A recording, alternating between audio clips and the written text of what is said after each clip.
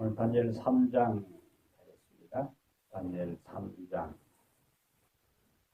다니엘 3장 1절부터 7절 그리고 12절 되겠습니다. 느부갓네살 왕이 금으로 신상을 만들었으니 높이는 60규빗이요 너비는 6규빗이라. 그것을 바벨론 지방의 구랍평지에 세웠더라.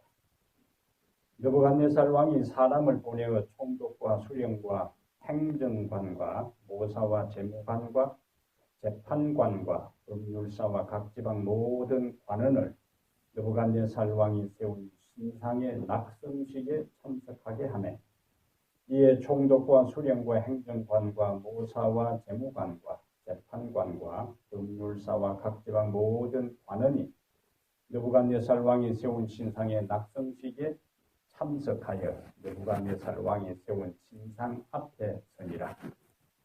선포하는 자가 크게 외쳐 이르되 백성들과 나라들과 각 언어로 말하는 자들아, 왕이 너희 무리에게 명하시나니 너희는 나팔과 피리와 수금과 삼현금과 양금과 생황과 미 모든 악기 소리를 들을 때에 엎드려 느부갓네살 왕이 세운 금 신상에게 절하라. 누구든지 엎드려 절하지 아니하는 자는 즉시 맹렬히 타는 풀무불에 던져 넣으리라 하였더라. 모든 백성과 나라들과 각 언어를 말하는 자들이 나팔과 피리와 수금과 삼연금과 양금과 및 모든 악기 소리를 듣자 곧 느부갓네살 왕이 세운 금신상에 엎드려 절하니라. 12절에 같이 읽습니다. 이제면 유다 사람 사드락과 메삭과 아벳느고는 왕이 세워 바벨론 지방을 다스리게 하신 자이거늘 왕이여 이 사람들이 왕을 높이지 아니하며 왕의 신들을 섬기지 아니하며 왕이 세우신 금신상에게 절하지 아니하나이다. 아멘. 다니엘 2장의 이야기는 뭐였어요? 다니엘 2장은 꿈의 내용이 뭐였어요? 그 신상이 이제 다니엘 2장에 다양한 금속으로 형성된 신상이었고 3장에는 이제는 다양한 신상이 아니고 황금 신상이 이제 등장해요. 그래서 2장과 3장은 서로 연결되어 있습니다. 2장에 다양한 금속으로 구성된 신상하고 3장의 황금 신상하고 연결되어 있는데 왜 느부갓네살 왕이 어떤 질문을 던져야 돼요? 금신상을 만들었을까? 이 금신상을 세운 목적과 이유가 무엇일까? 그리고 또 왜 금신상에게 모든 지방 관리들을 모아놓고 바벨론 오케스트라가 연주되면 그 앞에 다 무조건 절하라고 했을까? 그 다음에 그곳에 운집한 모든 사람들이 다 절하는데 왜 사드락과 메삭과 아벳느고는 그 신상에게 절하지 아니했을까? 이러한 것들을 이제 우리가 염두에 두고 3장을 좀 들여다보겠습니다. 여기 신상을 이제 만들었어요. 그럼 신상은 다양한 목적으로 만들 수 있습니다. 예술적 가치로 신상을 만들 수 있고 종교적 이유로 신상을 만들 수 있어요. 10계명 가운데 첫째 계명과 둘째 계명이 무슨 내용이죠? 우상을 만들지 말고 섬기지 말라. 우상 어떤 형상이 하늘에 있는 형상이든지 땅에 있는 형상이든지 아무 형상이든지 만들지 말라. 그럼 조각하는 건 어때요? 그러면 아무 형상이든지 하늘에 있는 것이나 땅에 있는 것이나 땅 아래 어떤 형상도 만들지 말고 그것들에게 절하지 말라. 두 가지가 나와요. 근데 조각들이 많이 있잖아요. 그것은 십계명에 어긋나는 겁니다. 아무 형상이든지 만들지 말라고 했는데. 핵심이 뭡니까? 무엇을 위해서 만드느냐. 왜냐하면 형상이라는 게 성전을 건축할 때에 형상들이 많이 나와요. 형상을 만들었어요. 그게 솔로몬 성전을 지을 때는 물두무 밑에 황소 모양으로 뿌리를 부어서 만들었어요. 그건 뭡니까? 황소? 형상이에요. 성전 안에 황소? 형상이에요. 그러므로 모세를 통해서 하나님께서 십계명을 주실 때에 아무 형상이든지 만들지 말고 그것들에게 전하지 말라 할 때에 예술적 어떤 가치와 목적으로 만든 형상은 문제가 되지 않고 그것을 무슨 목적으로? 경배의 목적으로 그것을 만들 때에는 그 자체가 무엇이 된다? 우상이 된다. 그런 형태로 이제 우선 정리를 하고 여기 이제 신상의 크기를 3장 1절에 느부갓네살 왕이 금으로 신상을 만들었으니 높이가 얼마라고요? 60규빗이고 너비는 6규빗이라. 여기 이제 균형이 중요한 거예요. 60규빗. 높이는 60, 옆에 넓이는 6. 우리가 시간, 분, 초 할 때 그것을 60초, 60분 이렇게 하는 그 60진법이 바벨론에서 시작됩니다.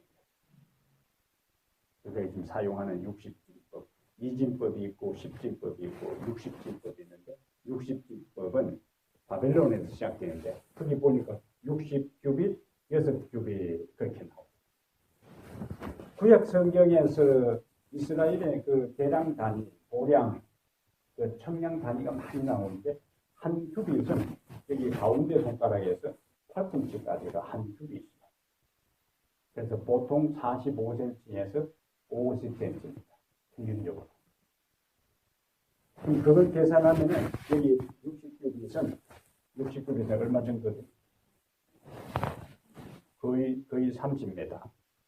27m에서 30m 정도 되는 것이고, 그 다음에 이러한 계산으로 이제 우리가 볼 때, 뉴욕에 있는 자유의 여신상 높이가 전체 높이는 약 93m인데 밑에 받침까지 거의 100m 되잖아요. 그런데 그 밑에 받침대를 다 빼고 여신상 자체 발부터 머리까지는 약 34m라. 34m라도 거의 11층 높이 아니에요. 굉장히 높은 거예요. 그러니까 여기 나오는 이 신상도 거의 10층 높이의 신상인데 그것도 진흙으로 그냥 돌로 깎아 만든 것도 아니고 금으로 만들었으니 이건 얼마나 어마어마해요. 거기도 물론 또 뭐가 있겠어요? 받침대가 있을 거라. 이것을 도랍평지에 세웠어요. 근데 그 비율이 60하고 6인데 60이라는 숫자는 바벨론의 주신 그 핵심 신이 마르둑 신인데 마르둑 신이 숫자로 상징하는 것이 60이에요. 마르둑 신을 숫자로 표현할 때에 60이다. 그러니까 이것 자체는 그냥 한 신상이 아니고 바벨론의 종교적 성격을 띈 것이다 하는 것을 우리에게 암시해 드려요. 계시록 13장에 지혜 있는 자는 그 짐승의 수를 세어보라. 그 수는 사람의 수니 666이라 할 때 600 나오고 60 나오고 6. 그 성경에 숫자가 많이 나오잖아요. 1이 나오고 3이 나오고 4가 나오고 10이 나오고 12가 나오고 그 다음에 40이 나오고. 근데 7이라는 7에서 6은 보통 절망의 수, 마귀의 수로 이야기해요. 그리고 7은 완전수, 하나님의 숫자고 8은 성리의 숫자로 이야기해요. 그래서 7은 하나님의 숫자, 완전수, 그 다음에 6은 절망의 수, 마귀의 수다. 이미 바벨론 종교에 있어서 바벨론 신의 상징수가 66 이런 비율로 나간다. 여기 이미 그 신상 자체가 종교적인 색채를 띠고 있다 하는 것을 우리가 이제 볼 수가 있습니다. 그 재료가 왕이 금으로 손가락에 금반지 조그만 그것도 보라고 막 우리 장갑도 안 주고 다니는데 겨울에도 돈이 새파랗게 얼어가지고도 그 보라고 장갑 그 금가락에 낀 데는 장갑을 딱 덮고 다니는 사람들이 이걸 전체 금 그 높이의 금을 그럼 여기서 우리가 하나 생각할 것 자, 느부갓네살 왕은 하나님을 섬기는 사람이 아니고 거짓 신을 숭배하는 사람. 그런데 거짓 신을 숭배하는 사람도 자기가 섬기는 신을 위해서 그 엄청난 금을 다 바쳤다. 참 하나님을 섬기지 않는 이교 신앙을 가진 그 사람도 자기가 믿는 신을 위해서 이 정도 모든 것을 쏟아부을 때 학계 2장 8절에 있는 것처럼 금도 내 것이요 은도 내 것이요 이 세상 모든 것이 다 하나님의 것이라고 주장하는 하나님에 대해서 참 하나님을 섬기는 우리들이 하나님을 위해서 얼마만큼 헌신하는가 하는 측면에서는 느부갓네살의 이 비정상적인 헌신은 우리를 부끄럽게 하는 모습입니다. 참신이 아니고 참신앙이 아닌데도 그 바벨론 국부 전체를 자기의 신을 위해서 쏟아붓는 이러한 모습은 우리에게 뭔가 좀 생각하게 하는 여지가 있습니다. 그럼 이제 우리가 던질 질문이 뭐였다고요? 왜 금신상을 만들었을까? 왜 금신상을 만들었을까? 2장에서 다니엘이 꿈을 해석합니다. 금은 곧 왕입니다. 금은 어디를 상징하는데? 바벨론을 상징합니다. 근데 2장 39절에 가면은 곧 또 왕보다 못한 나라가 일어날 것이요. 그 이야기를 듣는 순간에 느부갓네살 왕이 다니엘이 그 꿈을 해석해 줄 그 당시에는 이 바벨론이 절정에 이르렀어요. 번영하고 더 이상 주변 나라에 보존할 나라가 없을 정도로 번영을 구가할 그때에 그 왕의 생각은 어떤 생각이었어요? 이 왕이면 이 나라가 영원했으면 생각하는데 그 다니엘의 해석이 뭐냐면은 그냥 왕은 건물입니다 하고 끝나는 게 아니라 그 후에 왕만 못한 다른 나라가 일어날 것이요 할 때에 그 뭘 이야기한다? 당신 나라도 언젠가는 망한다. 속으로 좀 찝찝한 거다. 차라리 안 들었으면은 좋을 뻔했다. 모르는 이야기라고 그러잖아요. 그럼 언젠가는 이 나라도 망할 때가 오구나. 그걸 이제 염두에 두고 3장을 봐요. 근데 다니엘이 그 꿈을 해석해 줄 때에 이 느부갓네살 왕은 다니엘의 하나님에 대해서 공경을 표하고 그 하나님을 섬기는 다니엘을 높였어요. 그리고는 다른 조서를 내려가지고 이 다니엘 하나님을 섬기라고 이야기를 했어요.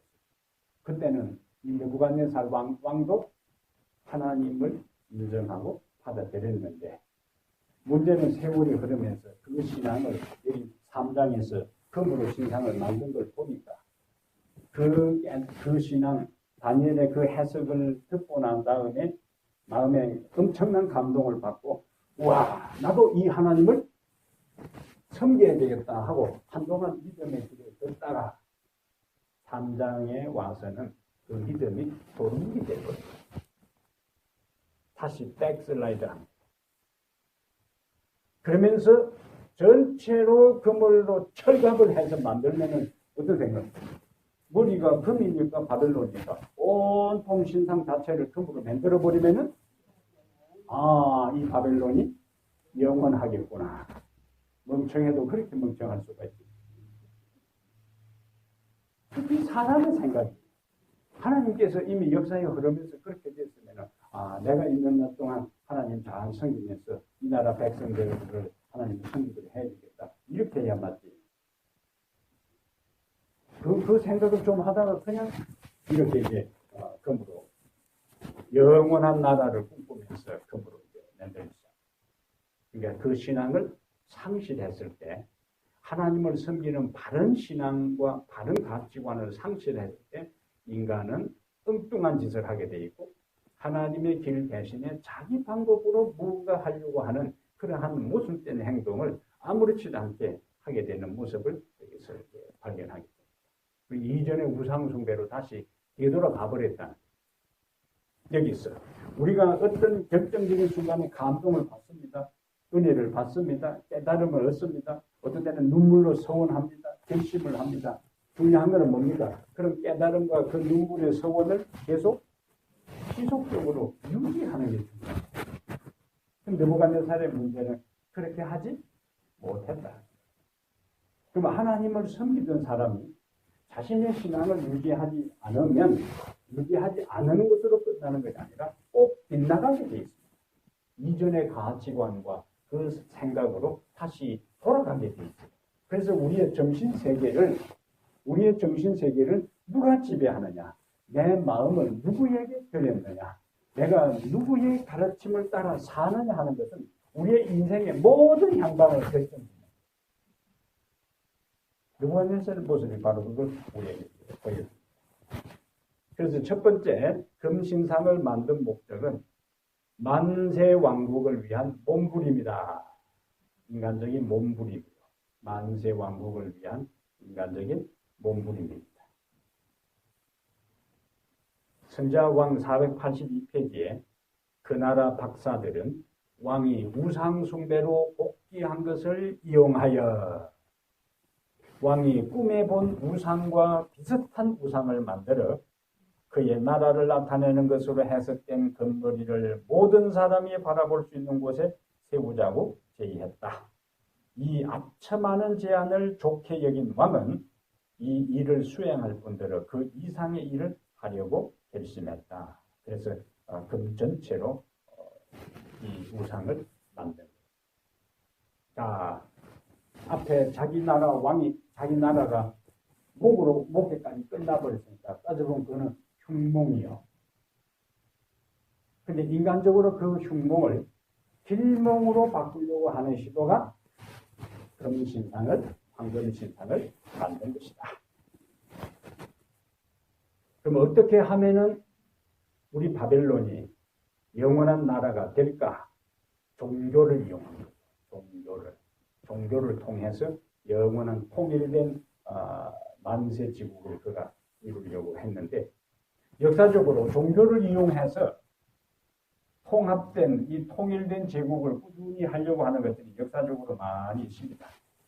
영국이 캐톨릭의 지배를 받다가 영국 왕이 자기 왕비하고 이혼하는 걸 교황청이 허락하지 않으니까 그냥 독립을 했어요. 그것이 앵글리칸 처치입니다. 성공.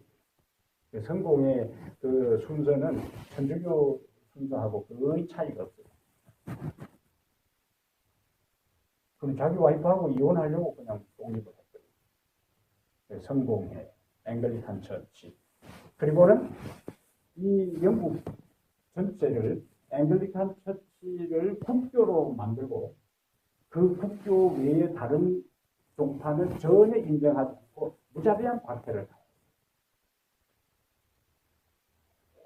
하나님의 이름으로 여기서 이제 부딪히는 것이 뭐냐? 종교 자유원칙. 하나님은 우리의 절대로 자기 섬기는 것을 뭐 하지 않아요?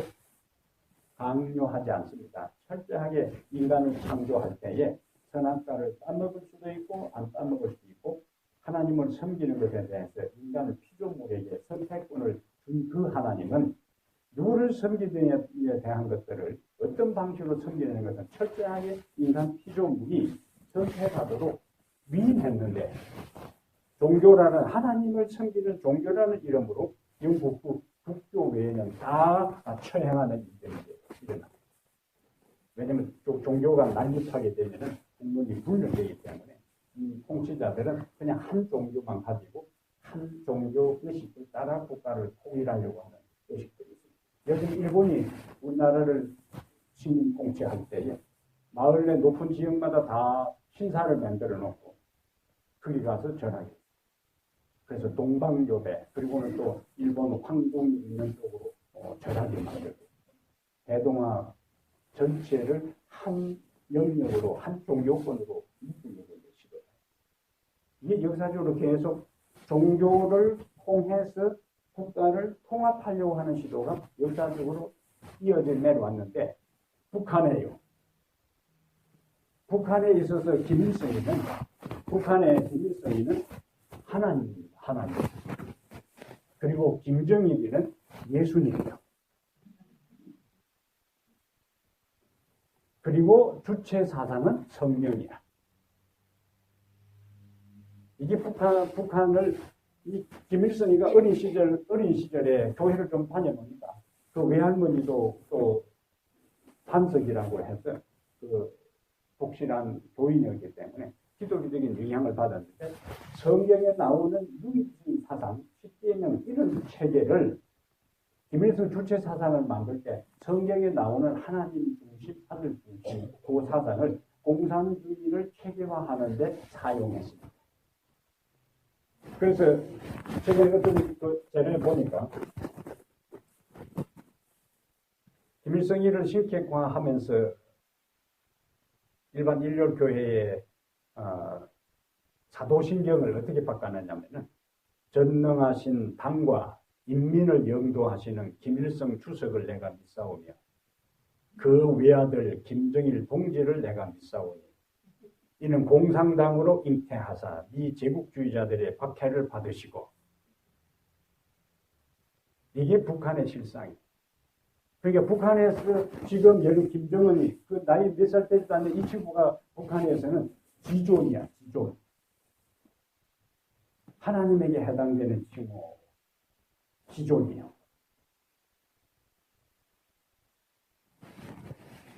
사상이 완전히 하나님이 들어갈 자리가 없어요. 하나님 있을 자리가 없어요.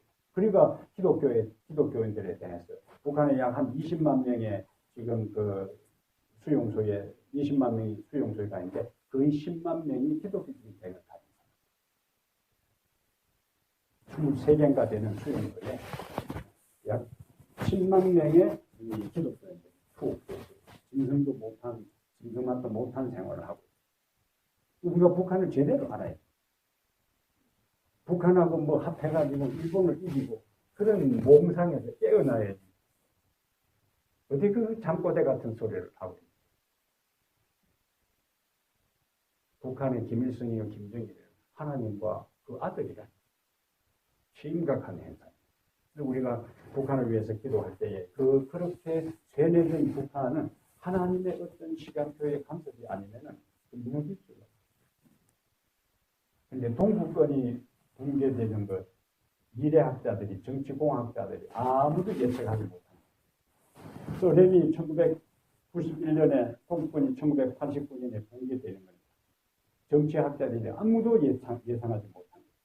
그런데 많은 교회에서 많은 뜻있는 그리스도인들이 공산주의가 붕괴되도록 속도로 기도해봤어요. 그리고 이 동독과 서독이 통일되는 것, 그 다음에 베를린 장벽이 붕괴되는 것, 그 배후에서 수없이 많은 그리스도인들이 계속적으로 기도했을 때에 하나님께서 어느 한 시점이 될 때, 그 베를린 장벽을 붕괴시키고 동북권을 붕괴시키고 소련의 공산주의가 붕괴되게 됩니다. 지금 전 세계 유일하게 3대째 이어지는 왕조를 이어오는 북한 정권이 붕괴되는 것도 결국에 하나님의 간섭하심에 의해서만이 가능합니다. 그곳에 복음이 들어가야 땅끝까지 전파되면은 예수님께서 오신다는 그 마지막 기별의 그 말씀도 성취될 수가 있습니다. 그래서 우리가 틈날 때마다 북한의 이와 같은 그 하나님의 존재를 거부하고 하나님 자리에 있는 이 북한 정권이 붕괴되고 그곳의 인민들, 불쌍한 인민들이 진리를 받아들이고 자유를 얻도록 우리가 기도할 필요가 있습니다. 자, 두 번째 왜 금신상을 만들었을까? 이 선악의 대쟁투의 한 국면, 선악의 대쟁투의 한 국면인데 사단은 그동안 하나님의 백성이라고 하는 이스라엘과 유다 민족을 무엇에 빠지도록 우상숭배에 빠지도록 하는데 성공했어요. 그리고 그들이 사단은 자기의 말을 들으면은 우선은 잘 해주다가 마지막에는 파괴시키고 망가뜨려요. 그럼 이스라엘 백성이 유다와 이스라엘 백성이 우상숭배했어요. 사단의 유혹에 따라서. 이때에 우상숭배하면 잘해줘야 될 거 아니에요. 자기를 섬기니까. 그렇게 사단의 마지막 목표는 파멸시키는 겁니다. 그러니까 자기 하수인 느부갓네살을 충동시켜서 이 유다를 파괴시켜요. 멸망시켜요. 그리고는 그곳에 있는 젊은이들을 갖다가 포로로 잡아왔어요. 포로로 잡아온 목적은 포로들에게 잘해주려고 하는 것이 아니고 똑똑한 젊은이들 잡아다가 훈련시켜서 효과적으로 자기가 정복한 주변 나라를 효과적으로 통치하기 위한 수단과 목적을 가지고 이 포로들을 잡아왔는데 다니엘 1장에서요. 대부분의 유다에서 잡혀온 왕족과 이 귀족의 아들들이 타협했습니다. 그러니까 바벨론 왕궁에서 3년 동안 교육받은 사람이 다니엘과 세 친구들만 있었던 게 아니라 음식물 시험을 다니엘과 세 친구들만 받은 것이 아니고 유다 예루살렘에서 포로로 잡혀온 많은 젊은이들이 있었어요. 왕족과 귀족 출신 자녀들이 많이 있었어요. 근데 그들은 다 타협했어요. 여기까지는 사단이 성공한 겁니다. 그런데 계속 누가 걸려요? 다니엘과 세 친구들. 그 음식물 시험을 통해서 왕의 분노를 초래해서 이들을 제거시키려고 한 것이 사단의 전략이었는데 그 전략에 말려 들지 아니한 친구들이 다니엘과 세 친구들. 근데 하나님께서 이제 그들을 통해서 일을 이루시는 게 뭐냐? 왕이 잃어버린, 망각해버린 그 꿈을 하나님께서 다니엘에게 주시고 그리고는 왕의 마음을 완전히 사로잡고 그리고 권력의 핵심부로 들어갑니다. 사단의 원래 계획은 그들을 이용해서 효과적으로 자기 하수인으로 사용하려고 했는데 하나님 편에 딱 선 다니엘과 세 친구들을 통해서 하나님이 반격을 제시한 것이 뭐냐면 왕궁을 진입하게 하고 가장 가까이에서 그러면 그 결정적인 순간에 다니엘과 세 친구들이 왕을 위기에서 공격에서 구해냈으니까 골치 아프고 진짜 어려운 문제가 있으면 왕이 누구를 부르겠어요? 다니엘을 불렀을 거 아니에요. 왜? 다른 박사들은 불러봐야 뭐 자질구레한 거는 그들은 뭐 상담했겠지만은 이전에 자질구레한 거는 그들이 답을 해줬는데 결정적일 때는 다니엘이 등장했으니까 틀림없이 다니엘과 세 친구들이 중요한 문제에 있어서는 부름을 받았을 테고 그리고 또 당장에 해답이 없으면은 다니엘이 지방에 가 있는 친구들에게 연락해가지고 함께 또 뭐 했겠어요? 기도하고 이러니 왕의 신뢰는 다니엘에게 절대적인 신뢰, 신임으로 그리고 왕에게 가장 강력한 영향을 미치는 사람으로 첫번으로 자리 잡니다. 사단이 어떻게 해요? 자기 계획에 차질이 생기잖아요. 네. 자, 거슬리는 거예요. 이것이 3장의 사단의 반격이다. 사단의 반격. 그런 흐름으로 우리가 3장을 이제 읽어나가야 돼요. 그래서 우선 왕이 다니엘의 영향력에서 하나님을 섬기고 하나님을 높였던 거기에서 다시 우상숭배로 되돌아왔을 때에 그 기회를 이용해서 계속 부추기는 거예요. 유혹하는 거예요. 그러니까 이 하나님께서 일을 하실 때도 하나님께서 일방적으로 일을 하시는 것이 아니라 사람을 통해서 일을 하시는 것처럼 사단이 일을 하는 것도 사람을 통해서 그러면은 박사들, 주변의 참모들에게 사단이 영이 역사하고 그다음에 그들이 다시 우상 숭배에 빠진 왕에게 영향력을 행사해서 금신상을 만들게 하고 그리고는 그 기회를 통해서 지금 눈에 가시로 남아있는 우상 숭배하게 하고 모두가 다 절하게 하므로 거기에는 왕은 다니엘 6장에서 왕 외에 30일 동안 아무에게도 기도하지 못하게 한다 할 때에 왕은 다니엘을 미처 생각하지 못하고 오케이 사인한 것처럼 여기에도 똑같이 금신상에게 절하지 않으면 누구든지 다 죽입시다 하는 것에 대한 것도 왕은 그것을 미처 깨닫지 못한 거예요. 그러나 그 배후에 뭐가 있다고? 사단이 이런 과정을 통해서 왕에게 강력한 영향을 미치고 있는 하나님의 백성을 뭐 하려고? 제거하려고. 왜? 사단이 봐도 이들은 음식물 시험을 통과한 이들의 우상 숭배하라고 할 때 틀림없이 이들이 또 절하지 않을 것이고 그것을 빌미로 해서 이들을 제거해야 되겠다는 사단의 전략이 여기에 있다. 그러니까 금신상에 절하지 않아 하던 이거는 배후에 선악의 치열한 싸움이 전개되고 있었던 장면이 바로 다니엘 3장의 이야기입니다. 왕에게 영향을 미치는 것들을 차단하기 위한 사단의 전략. 그것은 출애굽기 1장과 2장에 하나님께서 바로 왕을 부추겨서 이스라엘 백성은 박해를 하면 할수록 점점 더 정식하고 더 많이 번창하니까 이제는 남자아이를 낳으면 다 어떻게 할까?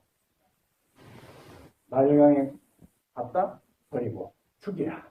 그럼 사단이 생각한 것은 그 가운데 모세라는 인물이 등장할 때 그 모세라는 인물을 통해 하나님의 계획은 이스라엘을 구원할 계획이고 그것을 차단하는 것이고 그 다음에 남자들의 씨를 다 말려버리면 그들을 통해서 이스라엘을 통해서 메시아가 올 것인데 유다의 후손 가운데 그것을 차단하고 그러니까 그 배후에도 뭐가 있다? 사단, 그 선악의 싸움.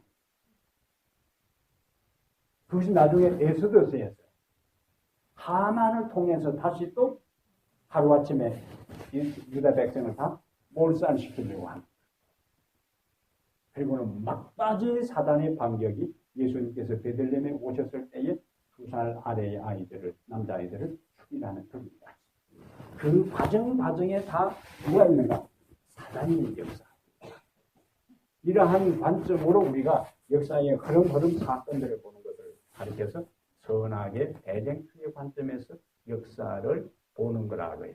그 코드입니다. 코드. 네? 됐습니다. 자, 세 번째는 왜 황금 신상을 만들었을까? 충성맹세입니다. 충성맹세. 대영 제국 박물관에 이 느부갓네살의 연대기 점토판을 고고학자들이 해독을 했는데 점토판 느부갓네살 왕의 연대기 점토판을 해독을 했는데 거기에 아주 특별한 그 기록을 발견을 했어요. 느부갓네살 제위 10년 제9월과 제10월에 바벨론 안에 반란이 일어난 것이 기록되어 있습니다. 그거 연대가 기원전 595년이에요. 바벨론에 반란이 일어난 거예요. 그런데 이 반란을 진압하는 데 있어서 느부갓네살이 직접 그 반란군을 진압하고 죽이고 한 기록이 그 느부갓네살의 연대기에 기록되어 있는 거예요.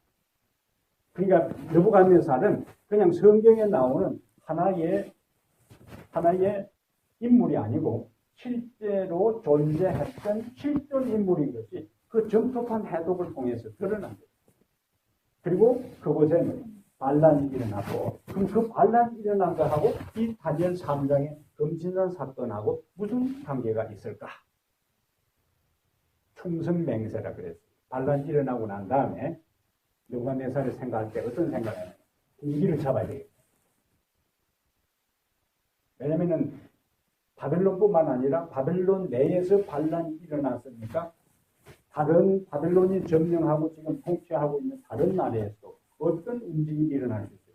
아, 우리도 독립하자.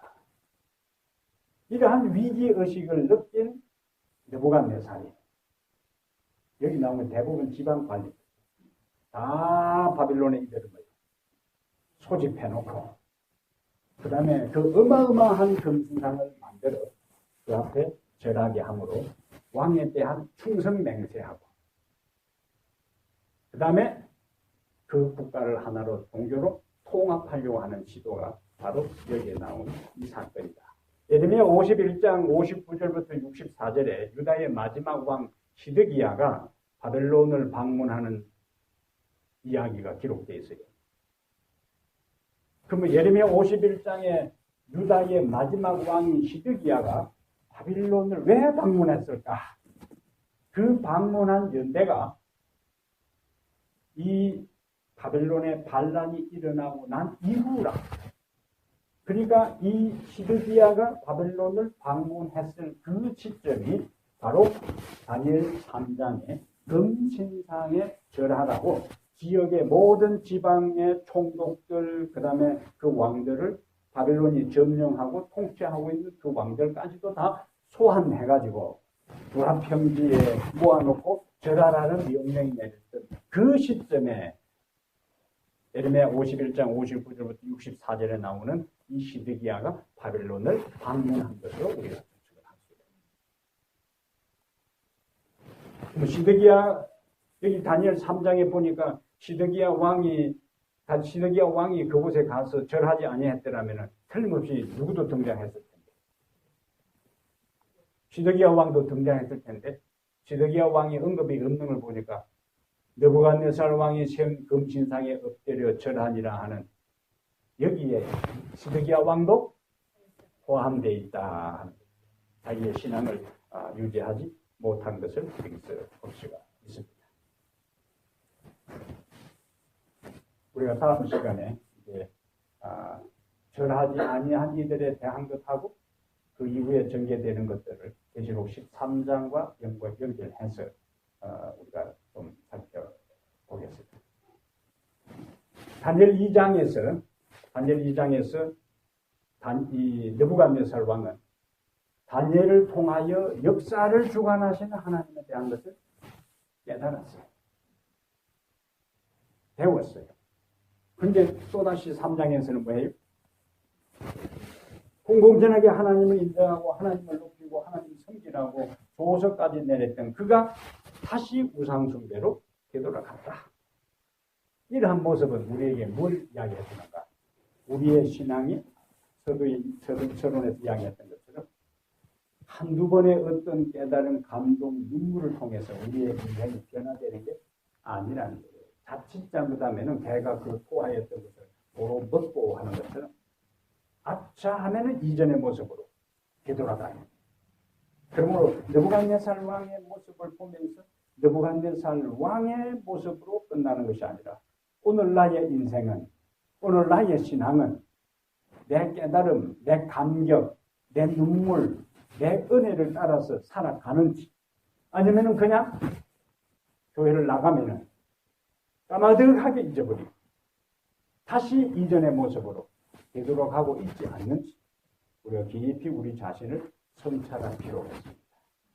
그래 우리가 성경을 배우는 느부갓네살의 이야기가 아니라 바로 오늘 나의 이야기다. 그래서 우리의 변화는 감동과 은혜와 눈물로 변화된 것이 아니라 자신의 철저한 의지적 결단을 통한 자신의 신앙의 반복적인 훈련과 결단을 통해 그것이 쌓여서 우리의 신앙의 성장과 변화와 발전이 된다. 자, 세 가지 우리가 말씀을 드렸어요. 첫 번째는 만세지국을 꿈꾸는 인간의 욕망. 그러니까 하나님을 떠난 사람은 결국 자기 방식으로 문제를 해결하려고 한다는 것. 두 번째는 선악의 대쟁투의 모습. 세 번째는 충성맹세. 우리 다니엘과 세 친구들은 그럼 왜 여기 다니엘이 없었을까? 세 친구들만 나오고 다니엘이 등장하지 않아요. 여기 뭐 여러 가지 설명들이 있습니다. 다니엘이 아팠을 수도 있다. 그 다음에 다니엘이 먼 나라에 출장을 갔을 수도 있다. 그 다음에 왕이 다니엘을 가장 아끼는데 이 다니엘을 그곳에 데려가면 틀림없이 뭡니까? 다니엘이 절을 하지 않을 것이고 절을 안 하면은 형평의 원리에 따라서 다니엘을 뭐 해야 되는가? 처형시켜야 되면은 이와 같은 임무를 처형한 아깝기 때문에 왕이 특별히 발휘해서 왕궁 당직으로, 왜냐면 고위 관리들이 다 나왔으니까 왕궁 당직으로 다니엘을 두었을 가능성이 있다. 이런 이제 이야기가 많이 나와요. 그런데 저는 이 본문을 보면서 여기 등장하는 그 잠깐 한번 보세요. 다니엘의 이 2장 48절에 왕이 이에 다니엘을 높여 귀한 선물을 많이 주며 그를 세워 바벨론 온 지방을 다스리게 하며, 온 지방을 다스리게 하면 결국에 뭡니까? 온 지방을 다스리게 한다는 것은 신분이 뭐예요? 총리요, 총리. 그 다음에 다스리게 하며 또 바벨론 모든 지혜자의 어른을 삼았으며. 여기 상당히 중요한 거예요. 49절에는 이제 친구들 보세요. 또 다니엘의 요구대로 사드락, 메삭, 아벤노고를 세워 바벨론 뭘 하냐? 지방의 일, 도의 일을 다스리게 하였고 다니엘은 왕궁에 있었더라. 근데 거기에 이제 왕이 소한 명령을 받은 사람들이 누구냐? 3장 2절에 느부갓네살 왕이 사람을 보내어 총독과 수령과 행정관과 모사와 재무관과 재판관과 법률사와 각 지방 모든 관원을, 그럼 다니엘 세 친구는 어디에 해당되는 거예요? 각 지방 모든 관원에 해당되는 거예요. 그러니까 이 세 친구들은 와야 되는 거예요. 근데 그게 누가, 다니엘이 온도를 지방을 다스리게 했으니까 총리인데 총리에 대한 게 없어요. 그 다음에 박사 대장도 없어요. 그러니까 본문 자체가 이미, 본문 자체에서 다니엘은 여기에 이 조랍형지의 금신상 낙성식에 소환되는 명단에 포함되지 않습니다. 이 죄가 발견한 거예요.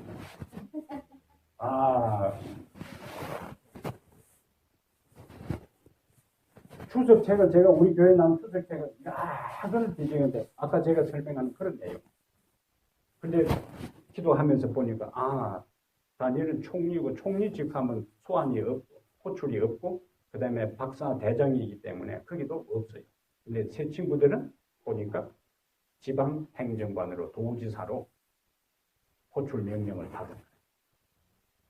여기에도 아마 왕이 아예 리스트에 다니엘을 빼도록 배려했을 가능성이 있습니다.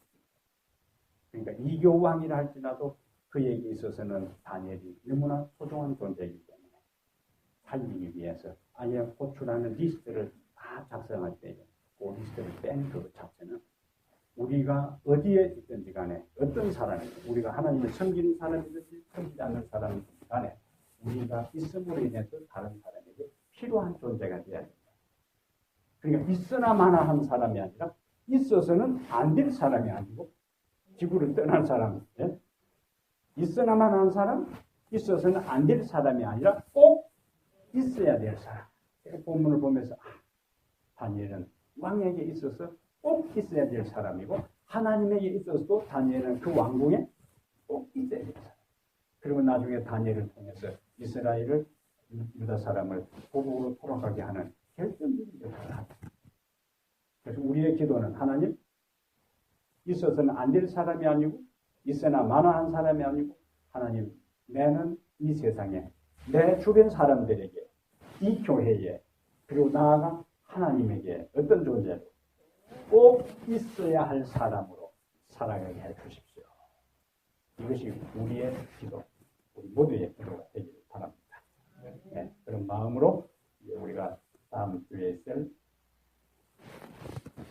건강검진하고 가을에 있을 본인의 날을 위해서 포도자와 이 모든 과정에 하나님께서 나를 통해서 큰 일을 이루시도록 함께 기도하겠습니다. 그리고 이제 신성애 씨하고 어제 저녁에 제가 1시간 반 동안 통화를 했는데 담배를 끊기로 지금 단단히 결심을 해서 내가 오늘 화요일 저녁에 당신이 담배를 끊고 투쟁을 할 때 견딜 수 있는 능력을 달라고 하나님께 우리가 기도하려고 제가 이야기를 했습니다.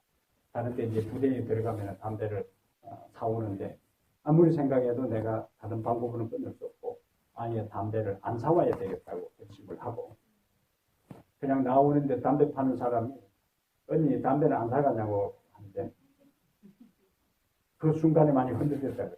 그렇지 않아도 결심하고 지금 갈등을 겪고 있는데 담배 안 사가냐고 할 때 갈등을 했었지만은 그걸 극복하면서 집에 와서 어제 통화할 때 이제 네 값이 남아있다. 그래서 네 값이 다 피우고 그 다음부터 이제 투쟁에 들어가야 되는데 6.25보다 더 극심한 투쟁에 들어가야 되는데 어떻게 할지 모르겠다고.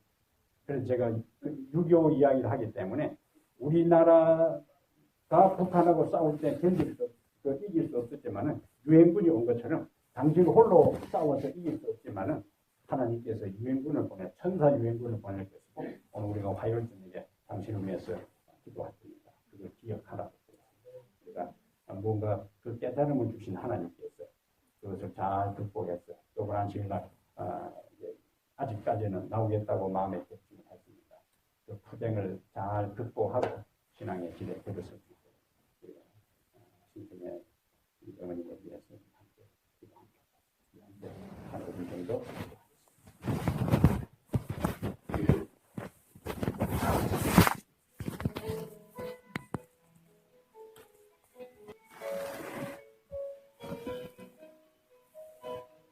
하나님 우리 아버지, 이 저녁에 주님의 존귀한 아들과 딸들이 주의 말씀을 사모하고 다니엘서를 통하여 우리에게 주시는 특별한 기별을 받기 위하여 이 저녁에 겸손히 머리를 숙였습니다. 주 하나님, 오래된 역사의 한 기록의 스토리를 듣는 것으로 끝나지 않게 하시고 그 시대의 그 사람들의 이야기가 오늘 살아가는 우리들에게 던지는 메시지를 발견하고 깨닫게 해 주시옵소서. 수많은 사람들이 그 두라 평지에 몰려들었을 때 그 위용에 압도당하여 다 절하는 그 순간에도 절하지 아니했던 다니엘의 세 친구들을 저희들이 기억합니다. 그들이 그곳에 설 수 있었던 것은 평소에 하나님 편에 서 있었기 때문에 모두가 타협하고 모두가 굴복하는 그 순간에도 주님 편에 굳게 설 수 있었사오니 오늘 우리가 주님 편에 서 있게 해 주셔서 역사의 마지막 결정적인 순간에도 지금의 연장선에서 주님 편에 굳게 서게 해 주시옵소서. 사단이 우리를 공격하고 아무리 우리를 멸하기 위해서 한달지라도 하나님의 보호의 손길이 우리에게 임할 때에 우리는 산자로 주께 영광 돌릴 수 있사오니 하나님 우리 주님에게 꼭 필요한 존재가 되고 내 주변 사람들에게 꼭 있어야 할 존재가 되어서 아름다운 주님의 영향력을 향기를 바라는 거룩한 종들 다 되게 하여 주시옵소서. 우리 주 예수님 이름으로 기도합니다. 아멘.